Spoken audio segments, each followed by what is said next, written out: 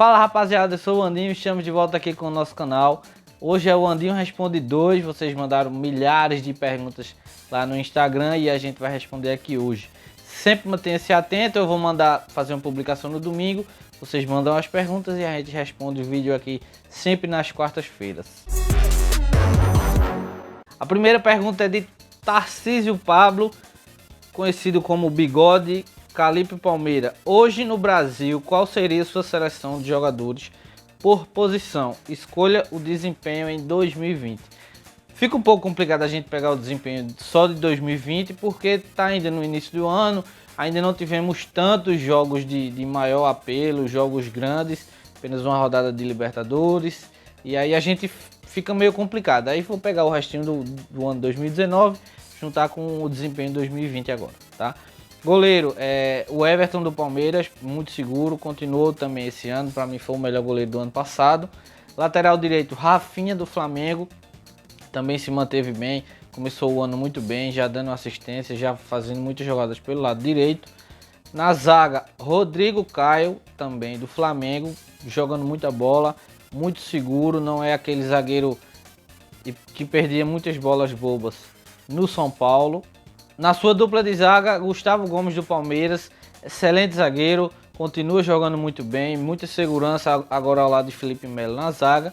Na lateral esquerda, Felipe Luiz também, como Rafinha, se mantém no nível muito bom, continua dando assistência, continua ajudando muito na defesa, então para mim continua sendo o melhor lateral do Brasil. No meio campo, Gregory do Bahia, primeiro volante de muita qualidade, de total domínio do setor, um dos jogadores que devem estar no radar de Tite, para mim o único do Nordeste com essa capacidade. Segundo volante, Gerson do Flamengo, para mim é ele que mudou a chavinha da equipe do Flamengo, ele que fez a equipe do Flamengo jogar o que está jogando hoje em dia. E Everton Ribeiro também do Flamengo, como o meia, o maior armador, que tem mais liberdade. No ataque, Dudu do Palmeiras, jogando muita bola, continua jogando muita bola, sendo o principal expoente da equipe do Palmeiras, levando essa equipe praticamente nas costas. Bruno Henrique do Flamengo, muito decisivo, continua também jogando muita bola, que ele terminou jogando em 2019. E de centroavante não poderia ser outro que não fosse Gabigol, já tem quase 10 gols no ano, pouquíssimos jogos, deve aí chegar a mais de 40 gols no ano novamente, certo? Pergunta agora de Gleidson Melo, grande lateral esquerdo do Bonitense, GG. Qual o melhor goleiro e melhor atacante da atualidade no futebol brasileiro? Acabei de responder. Para mim o Everton do Palmeiras é o melhor goleiro. E atacante eu vou colocar Gabigol, juntando todas as posições no ataque. Gabigol muito decisivo, muito importante, contribuindo também na armação do jogo, não ficando só preso lá na frente esperando a bola. É um jogador que tem evoluído bastante taticamente e aí para mim é o melhor atacante do Brasil. Everton Silva 99, lá do grupo Futebol e Dados, Futebol Europeu e Dados. Você acha que a Lazio tem condições de desbancar a Juventus pelo título do Calcio?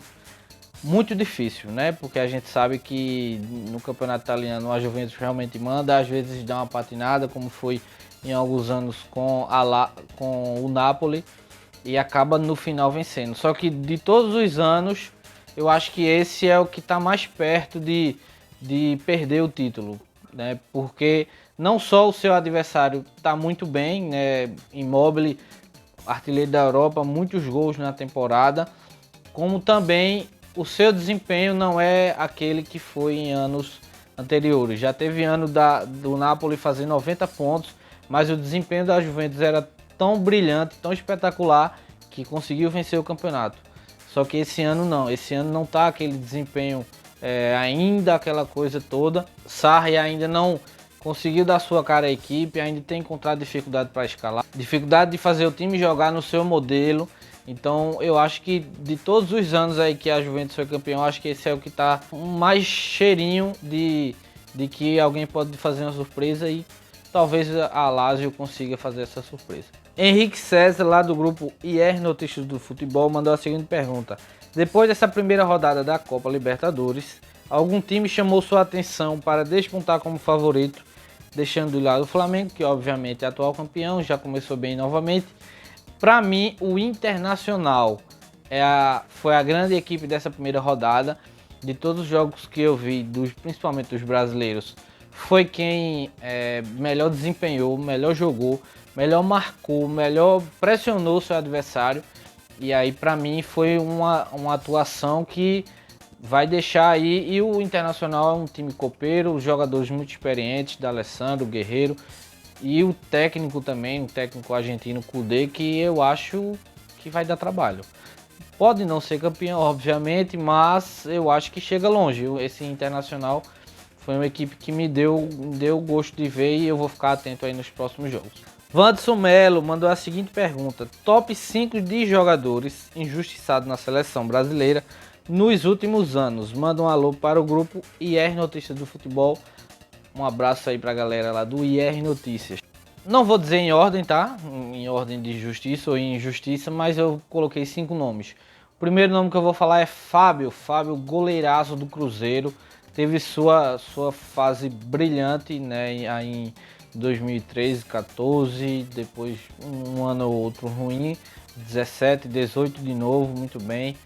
Ano passado, mesmo com a equipe sendo rebaixada, foi um dos poucos jogadores que não sofreu nenhum tipo de crítica, porque continuou no seu nível. Eu acho que merecia algumas convocações. Mesmo não acho que ele tenha sido assim um goleiro para desbancar outros goleiros, mas eu acho que ele merecia.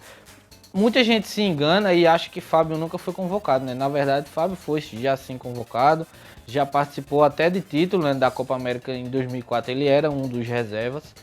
Mas eu acho que merecia algumas convocações, merecia ter uma atenção maior que outros goleiros com menos regularidade tiveram, como por exemplo Muralha e enfim outros tantos goleiros.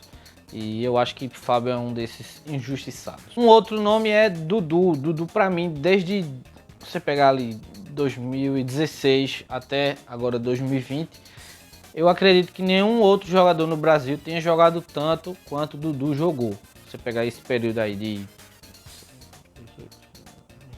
dessas 5 temporadas, eu acho que Dudu foi quem melhor jogou aqui no Brasil.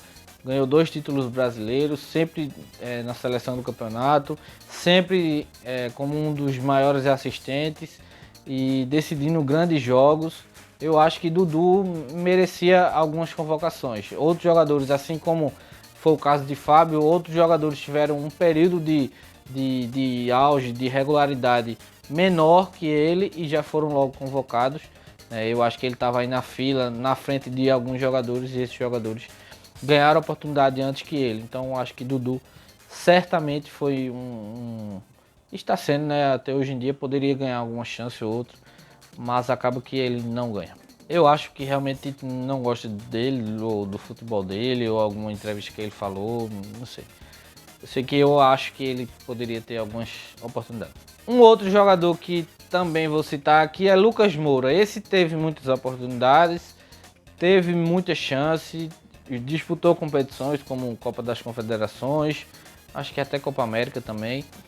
Mas esse aí não aproveitou tanto, e aí por conta disso eu acho que ele acabou sendo deixado um pouquinho de lado, mesmo em situações que ele estava jogando muita bola, tinha futebol para estar na seleção e aí não era convocado. Eu acho que o fato dele ser injustiçado tem um pouco de culpa dele também.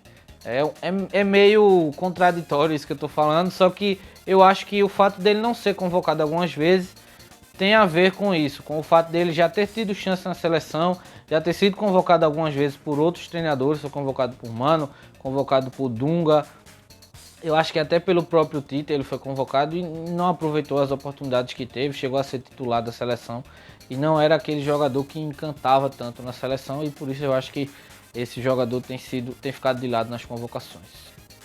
Um outro jogador, esse também teve muitas oportunidades, teve muitos jogos, e aí ele acaba sendo injustiçado, não por não ter sido convocado, mas pela forma como o tratam aqui, que eu acho Davi Luiz.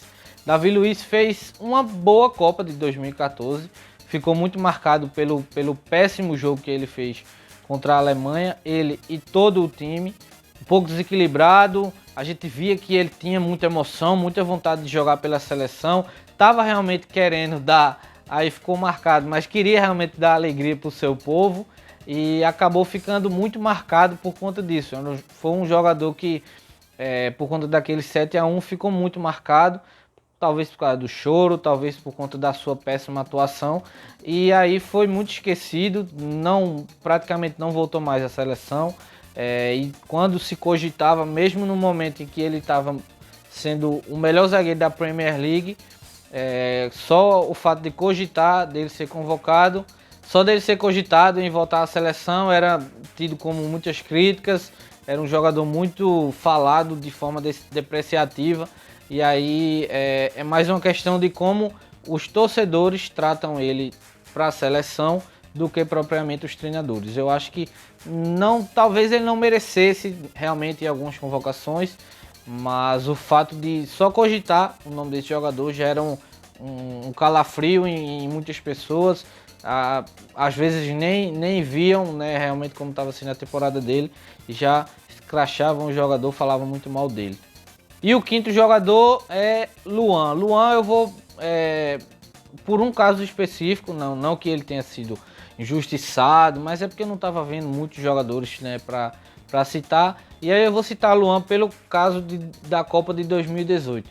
Luan foi o melhor jogador da América em 2017, já tinha ajudado a seleção a ganhar a Olimpíada em 2016, foi quem mudou aquele time, se você lembrar. E aí Luan não se encaixava nas peças do sistema de jogo de Tite, que jogava no 4-3-3, e Luan nem era um jogador de jogar aberto, não é ainda esse jogador, e nem era um dos três ali do meio, né? Não era um meia armador de jogo, como um estilo de Renato Augusto, por exemplo. Então Tite optou por não levar esse jogador porque ele não se encaixava ali nesse seu sistema. E aí acabou levando jogadores como o Tyson, que não acrescentaram em nada, e a gente viu no que deu. Tyson nem jogou, nem teve minutos na Copa do Mundo. Então acho que por conta desse caso, dessa Copa do Mundo, era um período que Luan vinha jogando muita bola. 2017 e 2018, Luan merecia realmente ter convocações para a seleção, e aí ele não teve e foi deixado de lado para Tyson. Então o quinto jogador, Luan. Clayton Voiteken. Gosta de bola bem enfiada ou de bola longa? Eu gosto.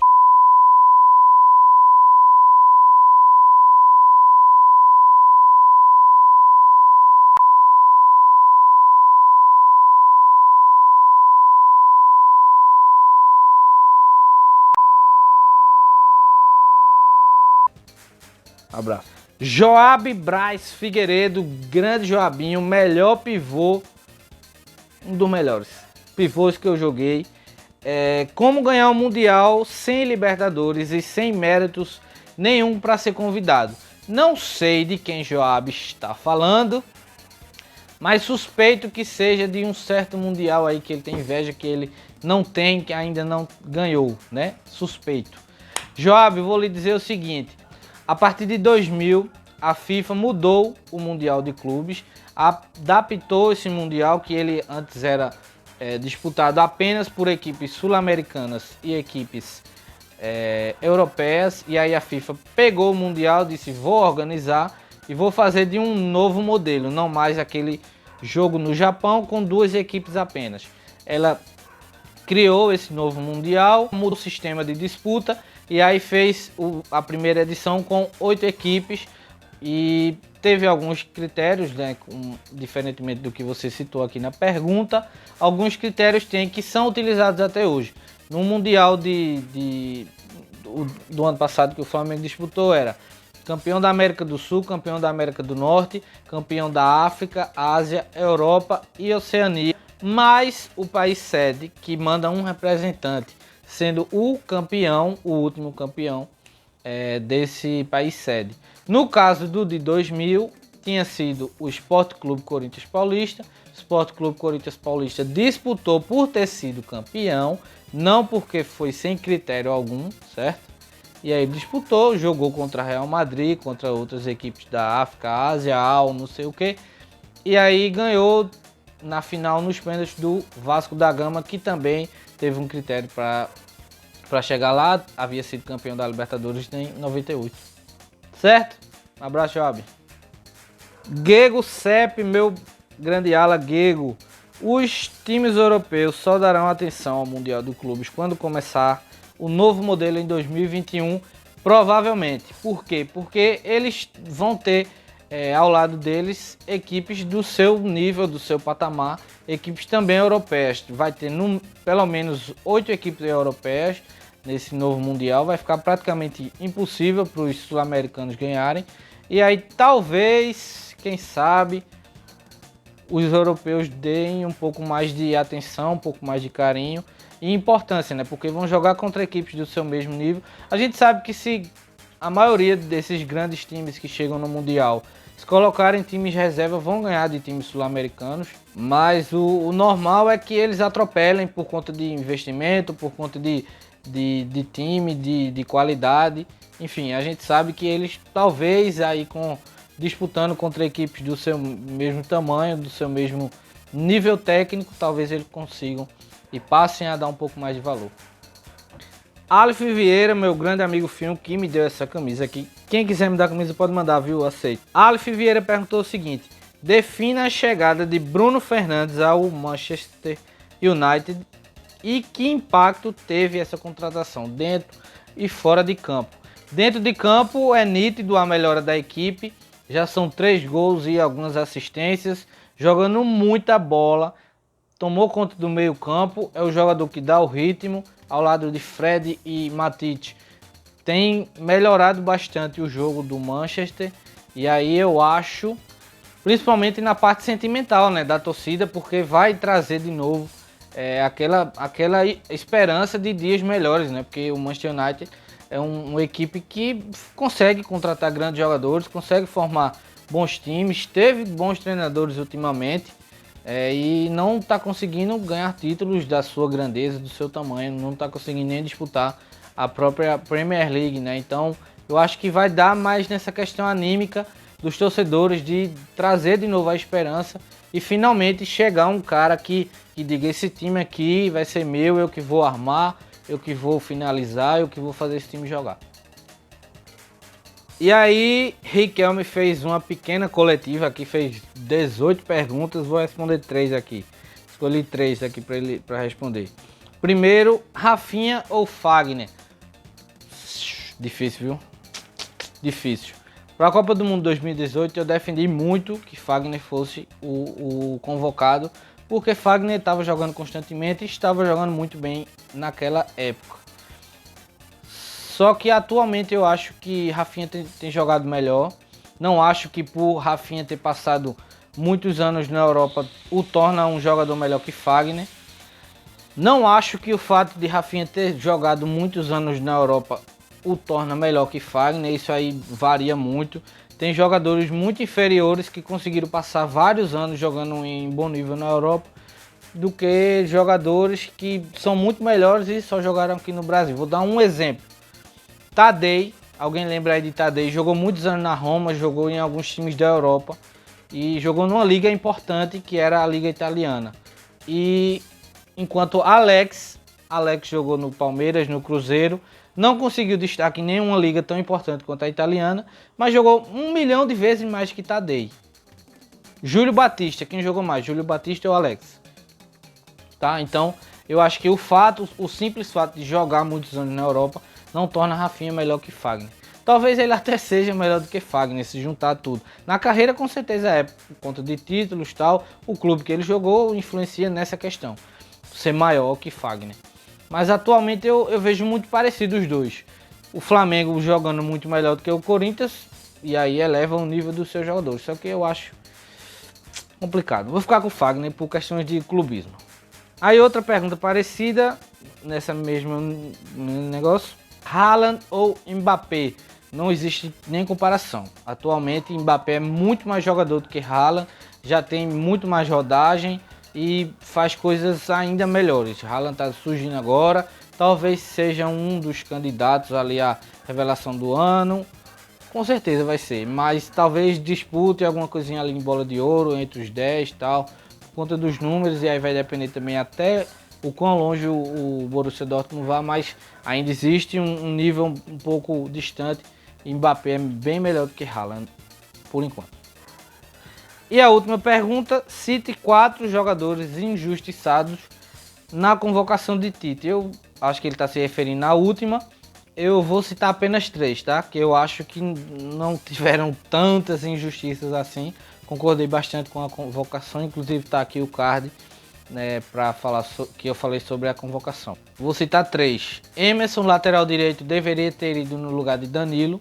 Emerson está jogando muita bola, influenciando muito ofensivamente e defensivamente na equipe do Betis. Primeira injustiça. Segunda injustiça, também na lateral, Alex Telles já tem, eu acho que quase 10 gols ou mais de 10 gols na temporada pelo Porto, jogando muita bola, e não foi por Alexandro. Alexandro já teve mais jogos com o Tite, já disputou competição com o Tite e talvez por isso ainda esteja tendo espaço. Só que se fosse para escolher atualmente quem está jogando melhor, merecia mais uma convocação, Alex Telles está melhor do que Alexandro. É uma injustiça pelo que ele jogou, não por quem foi no lugar que ele deveria ter ido. Gerson do Flamengo poderia ter sido convocado na posição de segundo volante. E aí quem foi nessa posição? Arthur e Bruno Guimarães. Pode-se dizer que é uma injustiça? Não, eu acho que não, porque os dois convocados também são grandes jogadores, são dois jogadores de muito futuro na seleção, e aí Gerson talvez fique para próximas convocações.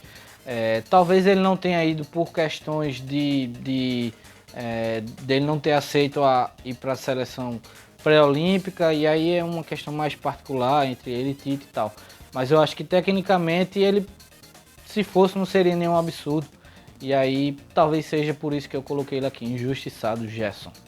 Então é isso aí, pessoal. Se você gostou, clique em gostei, inscreva-se no canal, compartilhe esse vídeo e os outros aqui do canal. Nos ajude a continuar crescendo, dê sugestões, comentários e nos ajude a manter sempre conteúdo aqui no canal. Valeu!